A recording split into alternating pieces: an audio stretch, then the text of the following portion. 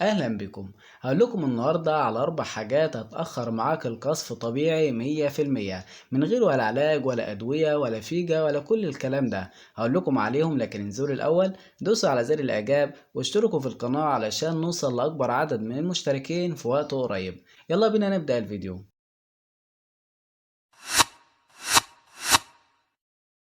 خلينا نتفق في البداية إن لو عندك سرعة في القذف كمرض يبقى لازم علاج ومتابعة مع دكتور متخصص، لكن يكون فعلا مرض بمعنى مرض، لأن في ناس كتيرة جدا ما يكونش عندها سرعة في القذف ويتوهم إن عنده سرعة ويبدأ يجري على البرشام أو غيره.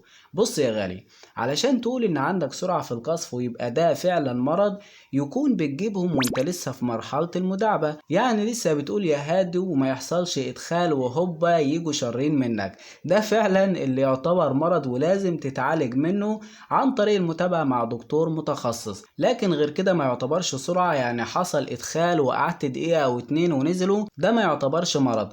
طبعا كده يعتبر سرعة لكن مش مرض، تقدر انك تظبط الموضوع ده من غير علاج. علشان كده انا جاي النهاردة وهقولك على 4 حاجات لو عملتها هتأخر معاك القصف زي ما انت عايز او لحد ما انت اللي تقرر انك تجيبهم. اول حاجة، شوق ولا تدوق. المرحلة دي اسمها المقدمات أو المداعبة، ودي مرحلة مهمة جدا جدا جدا، ناس كتير بتتجاهلها، وأول ما يبدأ بعد بوسة أو 2 يجي هوبا مركب. طبعا ده غلط، لازم تاخد وقت طويل في المقدمات علشان تخلي الطرف التاني مستسلم ومستني على النار.